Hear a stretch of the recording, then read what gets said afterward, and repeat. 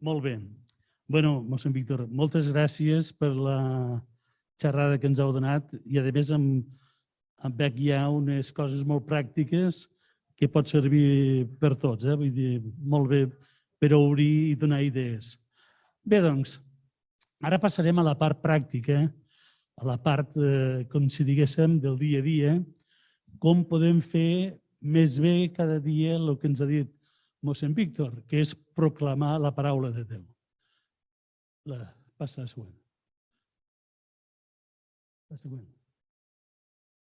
I, evidentment, ara farem dos exemples, només per no fer-ho massa pesat, i farem una lectura al principi i la mateixa persona farà la lectura al final. Hem escollit dos voluntàries, he dit un número i l'han encertat, i ara farem aquesta prova. Més que tot per veure l'experiència de fer-ho a l'inici, que no sabien que participarien, i al final a veure què han experimentat amb el que m'ha explicat a l'hora de llegir. Vinga. Ezequiel 11, 22-25. Llavors els querubins van desplegar les ales i les rodes s'alçaren amb ells. La presència gloriosa del Déu d'Israel anava damunt seu. La glòria del Senyor va pujar de dintre la ciutat i s'aturà a la muntanya que hi ha a l'Orient. L'Esperit em va aixecar i em va duguer a Caldea, on eren els deportats. M'hi digué en visió l'Esperit de Déu. Molt bé, gràcies. La mateixa farem al final, és a dir, per veure el lector que ha experimentat amb el que explicarem després. El segon exemple. Amós 1, 6, 8. Contra els filisteus. Això diu el Senyor. Per 3 i fins i 4 crims que Gaza ha comès, no em faré enrere. Ja que han deportat poblacions senceres per posar-les en mans dels edomites, incendiaré les muralles de Gaza. El foc consumirà els seus baluards. Exterminaré el qui governa Asdod i el qui té el ceptre d'Ascaló. Després giraré la mà contra Ecrón i no quedarà cap filisteu. Ho diu el Senyor, Déu sobirà. Moltes gràcies. Sí, molt bé, gràcies. Al final també farem el mateix, i mos direu la vostra experiència després de les explicacions que farem. Aquesta és el que ens trobem, a part de l'altar, evidentment, on realitzarem la lectura i és l'ambó. La següent, sisplau, la següent diapositiva. És a dir, com ens atansarem nosaltres des del seient que tenim a l'església i com ens aproparem per fer la lectura i per fer la proclamació de la paraula de Déu. Bé, per tenir l'inici d'aquesta proclamació, la respiració és molt important. És a dir, penseu que la capacitat ventilatòria, evidentment, podria fer, si el taller fos de més durada, tècniques per poder tindre una respiració a fondo, fer una respiració completa, que això també ens ajuda molt a tindre una proclamació més clara. És a dir, que ha de ser una respiració conscient, és a dir, ara inspiro i ara expiro. Això també dona un ritme, una ritmicitat al llegir que és molt important per, com deia, donar una lentitud, fer les pauses, fer una inspiració profunda. La columna ha d'estar recta, no llegir de qualsevol manera. Hem de fer també les pauses de 5 segons, treure l'aire a poc, és a dir, que sigui una respiració conscient quan llegim, que no ens quedem sense aire abans d'acabar la frase i que perd el sentit d'aquesta frase. La respiració ha de ser pel nas perquè no fem sorolls que se sobrevegeixen dels micros que a vegades es presenta. Una respiració conscient i regular i ben feta ens dona també un control sobre el sistema nerviós. I després també tenir en compte que les cordes vocals a vegades al matí estan resseques i, per tant, si venim ben hidratats des de casa, millor, perquè així les cordes vocals també ens acompanyen a que la proclamació sigui més clara i perfecta.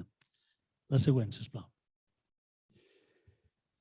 Respecte a l'actitud del lector, el lector, evidentment, que això ja és lògic, hem d'anar amb un vestit digne, no podem anar de qualsevol manera i també discret, evidentment això ja ho tenim en compte. Cura també el caminar, és a dir, a vegades no podem entreposar, hem de vigilar si hi ha alguna cosa que ens impedeix fer un caminar normal i ens atencem a l'embó, on està la paraula del llibre, a poc, fem una correcta posició davant de l'altar d'una inclinació a l'arribar. No fem la inclinació al mossèn, sinó que ha de ser a l'altar. I després ens atencem a l'embó d'una manera correcta.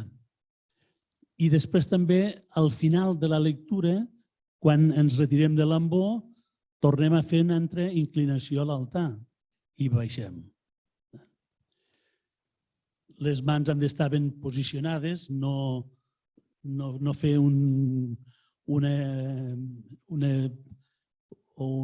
llenguatge gestual quan no correspon en aquest moment.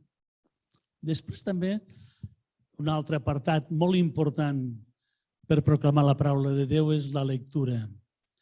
Penseu que la veu és instintiva, és a dir, si nosaltres que per la meva professió són molts anys de contactar amb els pacients, només per la veu, ja sigui per telèfon o per la que expressa el pacient que tens davant, saps exactament com està l'estat d'ànim. Per tant, si estem depressius, si tenim qualsevol neguit, la veu es manifesta ràpidament. Per què? Perquè inconscientment surt del dintre. Hi ha coses que no les podem controlar. Doncs la veu tampoc la podem controlar i manifesta el nostre interior. Per tant, no me la passis, no.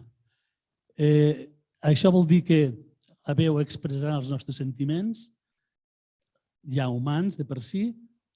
Cal evitar la monotonia, és a dir, que el text sigui totalment pla, sinó que transmetre, com deia mossèn Víctor, aquesta emoció que ha entrat amb la preparació de la paraula de Déu i després també una bona vocalització i també una entonació segons el text que estem llegint. Següent.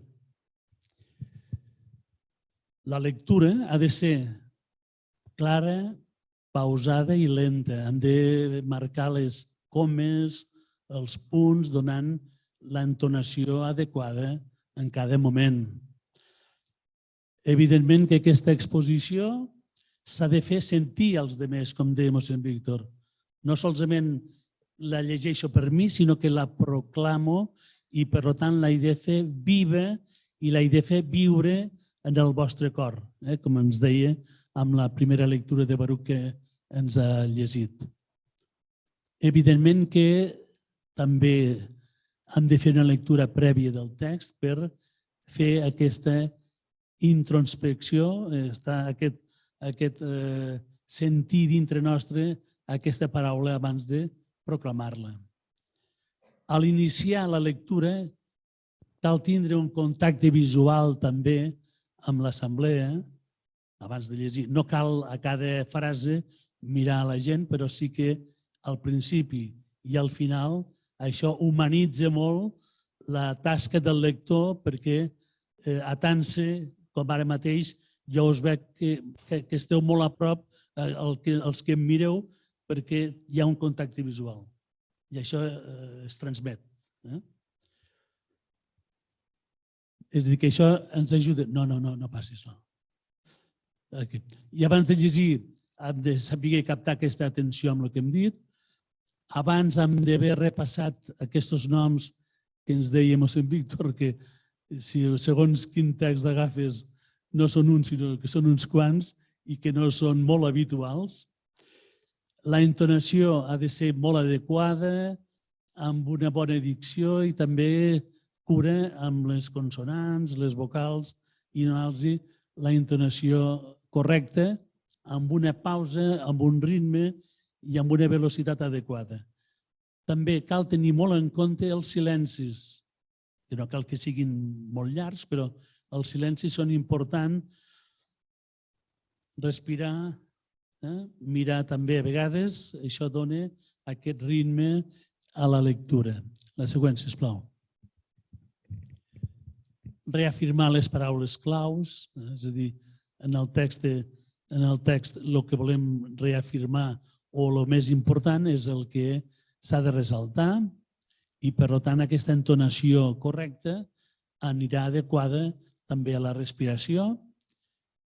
A l'iniciar la lectura, direm lectura del llibre o lectura de la carta, no cal llegir la lletra vermella que ens posen i tampoc cal dir salm responsorial, sinó que ja directament anem a la resposta al salm.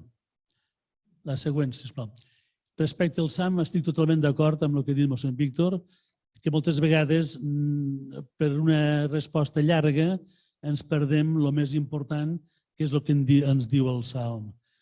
I això, la solució em sembla perfecta, és a dir, fer al principi la resposta i al final.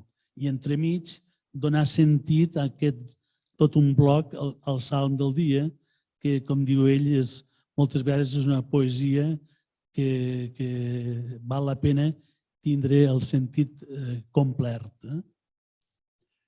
Bé, un altre element molt important, si us hi fixeu, és això, és el micro. No, així. Veieu?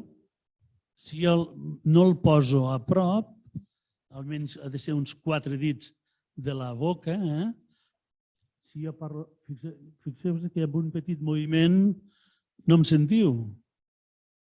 Han de ser conscients que aquest aparell, abans o prèviament a la missa, s'ha de veure que tot funciona correctament i tindre'l a prop de la boca. Si no, perdem la major part del so. Següent. Tot soroll que nosaltres puguem fer en el micro es magnifica. Per tant, el que hem dit, tant amb la respiració pel nas, evitar sorolls extres que no són necessaris.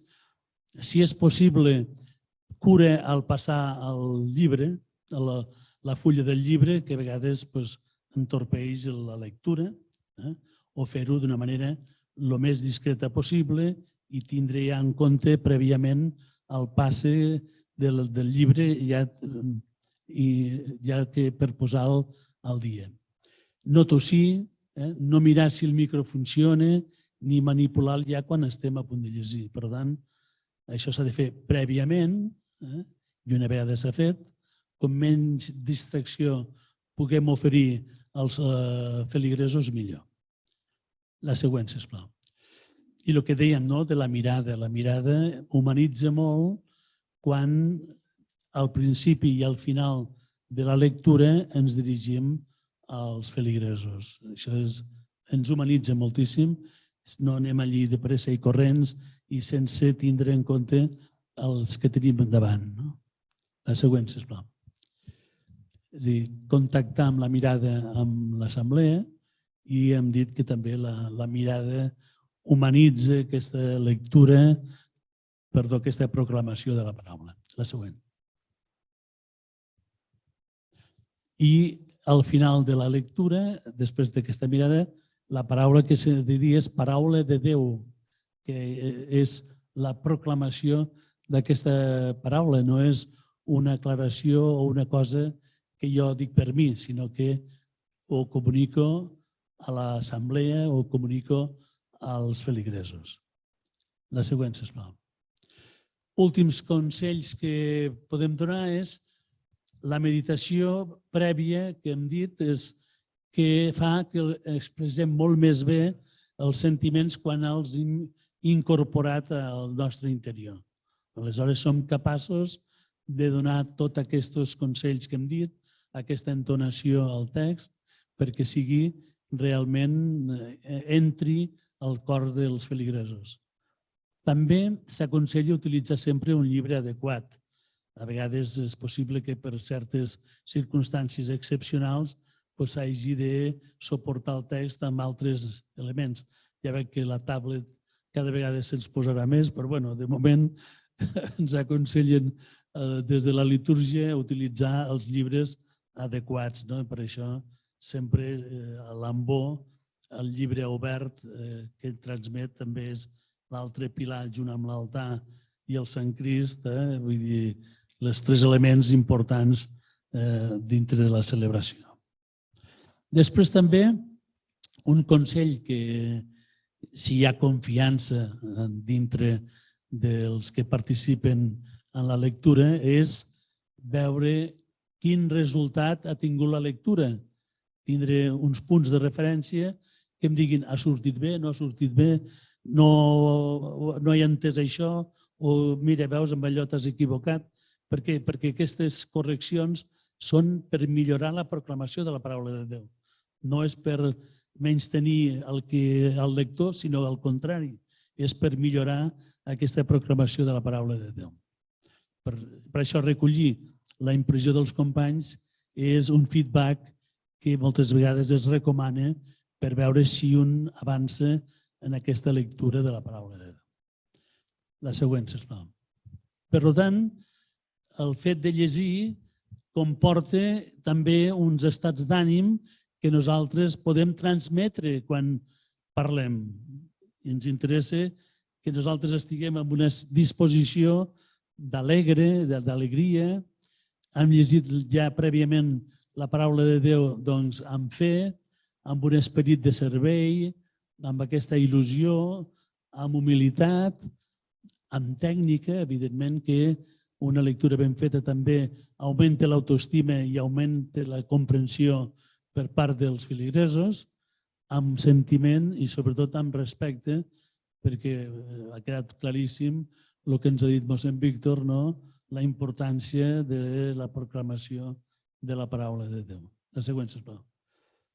El que llegeix bé se l'escolta bé i el que estima el que llegeix ho transmet. És a dir, la manera més important de llegir és que prèviament nosaltres ens hagi transformat aquesta lectura al nostre interior i que brolli com una cosa que surt espontània del nostre interior. La següent. Bé, i només ja existeix una pregària del lector. I aquesta pregària del lector, us la deixo perquè és el que nosaltres demanem o demanaríem sempre abans de fer una lectura. Diu el Senyor que ens nodreix espiritualment de la vostra paraula, feu-me estimar-la cada dia més i entendre-la cada dia més. I amb la vostra gràcia, dignes d'anunciar-la fidelment als meus germans i germanes. Per Crist Senyor nostre. Amén. És el que volem, no? És a dir, nosaltres a la parròquia Santa Maria Magdalena, amb mossèn Carles, prèviament, abans de sortir els lectors i a l'altar, fem una pregària que està precisament a la sagristia i que ja ens posi en una disposició, amb un acte de servei de cara a una litúrgia més celebrada i més completa. La següent? Molt bé. Ara, jo ja he acabat, però farem la segona lectura. Podeu vindre? Farem la mateixa lectura del principi. A veure. No podem fer l'ambó, no. Només és... Ezequiel 11, 22-25. Llavors els querubins van desplegar les ales i les rodes s'alçaren amb ells. La presència gloriosa del Déu d'Israel anava damunt seu. La glòria del Senyor va pujar de dintre la ciutat i s'aturà a la muntanya que hi ha a l'Orient. L'esperit em va aixecar i em dugué a Caldea, on eren els deportats. M'hi dugué en visió l'esperit de Déu. Molt bé. Només una pregunta. Has notat algun canvi des de la primera lectura amb aquesta? Jo crec que he respirat més. Estic nerviosa igual. Vale. I potser la respiració i he vigilat més emparar amb els punts i les comes pels espais.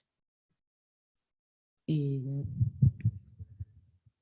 no sé, potser la pronúncia, no? Que m'he fixat més en les paraules. Bé, només era per demostrar que moltes vegades amb aquest petit exercici pot millorar la proclamació de la paraula de Déu. Moltes gràcies. Un aplaudiment. Contra els filisteus. Això diu el Senyor.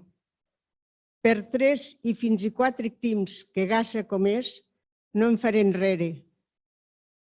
Ja que han deportat poblacions senceres per posar-les en mans dels edomites, incendiaré les muralles de Gaza.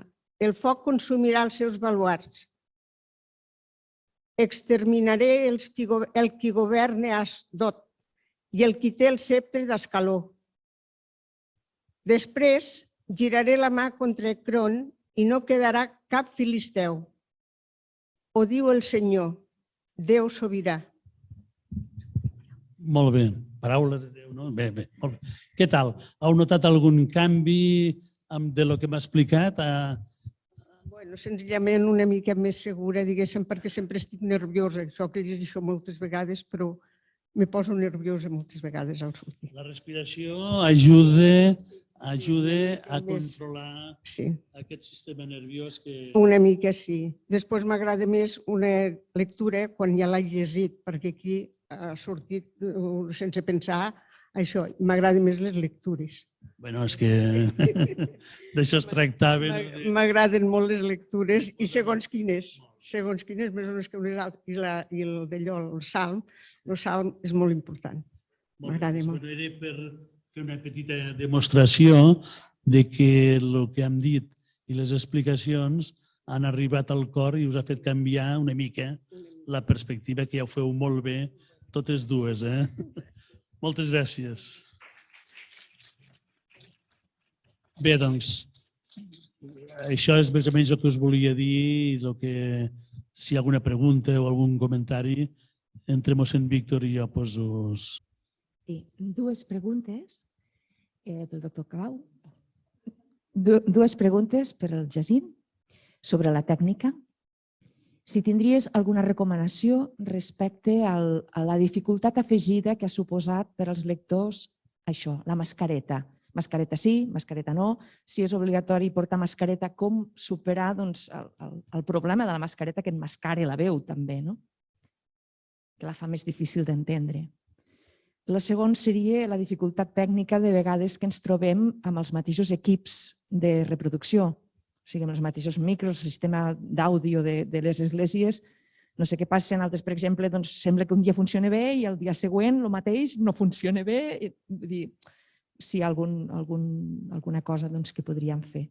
Sí, respecte a la mascareta, actualment ja estem, ni que han passat per diferents fases, però el que fem nosaltres és ja quan llegim, ens l'apartem i ho fem així, sense mascareta. I després, respecte al que m'has dit a la segona, clar, l'ambient és molt important, no? Saber en quin ambient ens movem, com deia mossèn Víctor, si l'amplificació està correcta o no. A vegades hi ha reverberació. Per exemple, a Santa Maria Magdalena han fet uns panels al fons per treure aquesta reverberació i ha millorat molt el que arribés la veu al final de l'església. Això ha sigut una obra, Carles, molt interessant. Després, clar, amb l'edat tenim problemes del so, no? I cada vegada hi ha uns audífons molt més petits i que passen inadvertits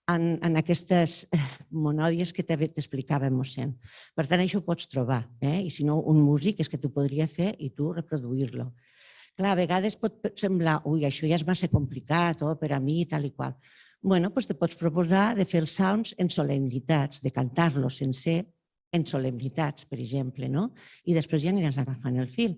Però està bé, perquè en les solemnitats o en els temps litúrgics més forts, no? I mira, doncs ja és un treball que fas més intensiu en aquell moment i ja està. Altres respostes que pots trobar per poder cantar amb la gent, però clar, t'ho has de preparar i algun músic t'ho ha de treure, a no ser que tu sàpiguis llegir música. És el full que ja trobes del Centre de Pastoral Litúrgica, que a les parròquies ja es rep, hi ha el salm de cada diumenge, tant en català com en castellà. Alguns, doncs, mira, més bonics i més fàcils i uns altres no tant, però és tot un servei. Quan hem parlat abans del Domènec Cols, doncs, ell, com a organista i mestre de capella de la Catedral de Barcelona, ja potser ja era d'un altre nivell. I els de Montserrat, doncs, hi ha de tot. Aquests cursos dels que parlava mossèn, doncs sí, és per salmistes i per animadors de cant. I és una setmaneta a l'estiu on també reps molta formació litúrgica. Vull dir, jo estic agraïda molt amb aquesta tasca des de Monestir de Montserrat, que és on he après tot a nivell litúrgic, la formació que ens han donat sempre quan no hi havia res aquí a Lleida. El que sí que com a lectors, jo el que volia dir, al final volia dir, que clar, una miqueta interessar-se si es cantarà la resposta o no, perquè a vegades, potser, o sigui, que hi hagi una miqueta de comunicació amb el cor que canta a l'església o amb l'animador de cant. Em vull referir que a vegades, clar, el salmista ja, el Senyor és compassiu i benigne, i els altres estaven allí per cantar, que hi hagi aquesta comunicació.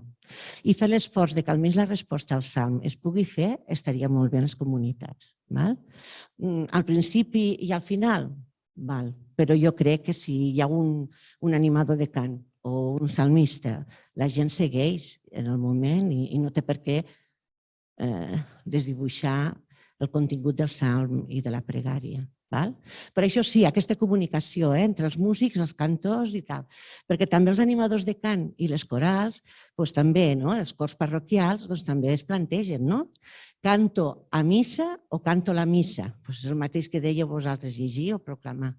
També des de la música, crec que tu també ho entens per l'experiència que tens. Ja està, si voleu més informació...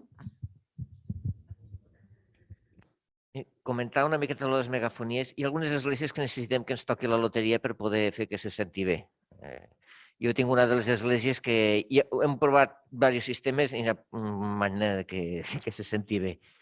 A veure, quan tenim un temple tipus catedral que reverbera molt, demana fer una lectura molt més lenta, perquè si anem ràpid, la reverberació se barreja amb el que llegim i no s'entén absolutament res.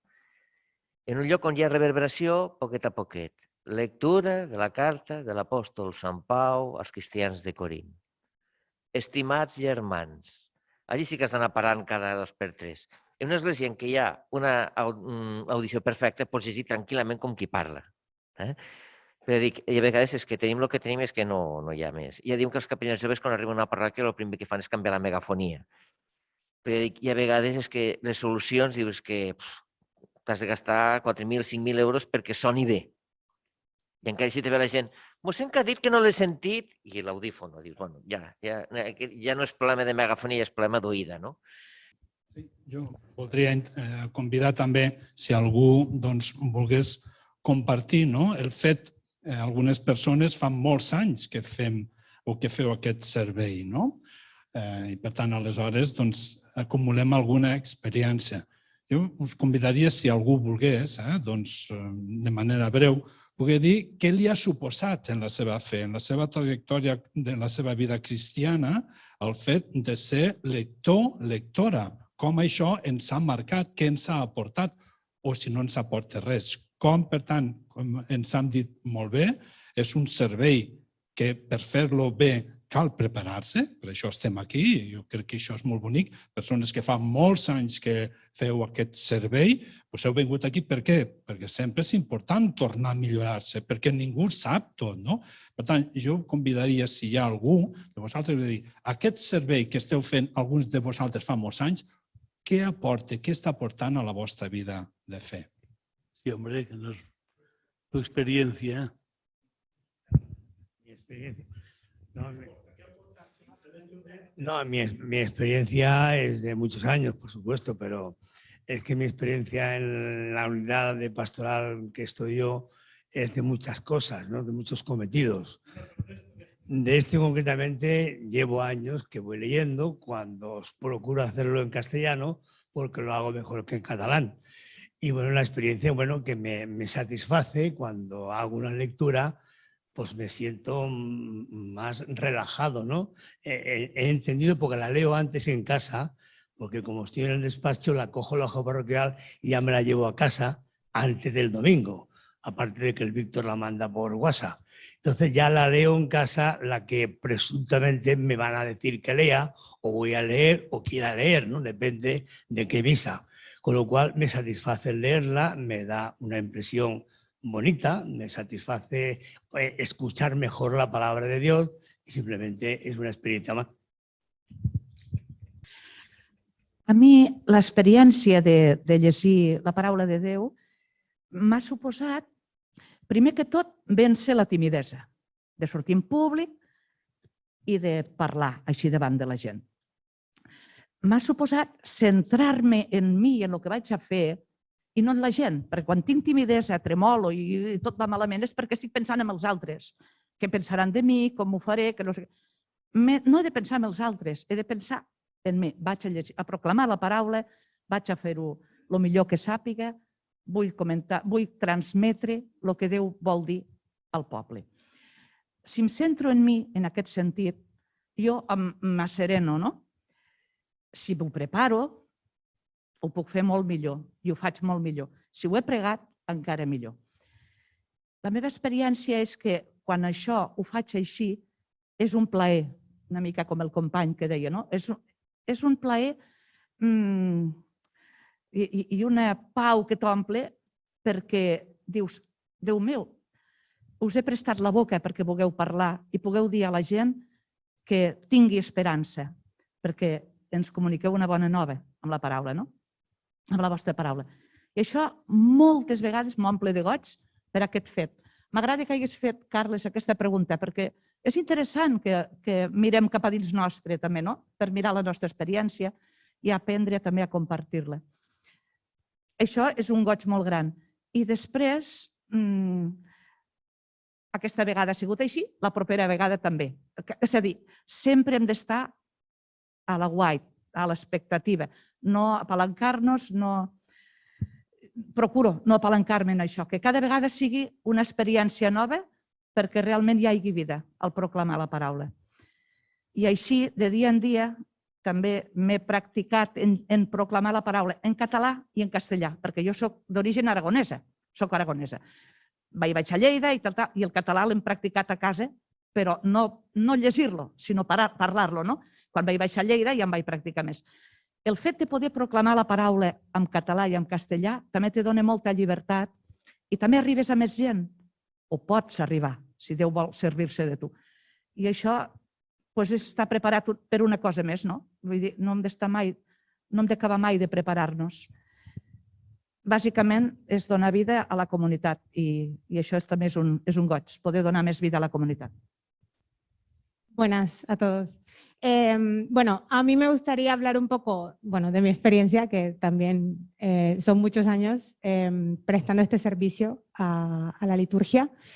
Y yo pienso que es muy importante, bueno, lo hablo desde mi experiencia porque lo hago desde muy niña y que me gustaría que también esto se inculcara a los niños, o sea, desde niños y jóvenes, inculcar que este servicio que prestamos para hacer llegar la palabra de Dios a toda la comunidad eucarística es muy importante no perder de vista que somos un medio y que como medio también tenemos que procurarnos la formación necesaria.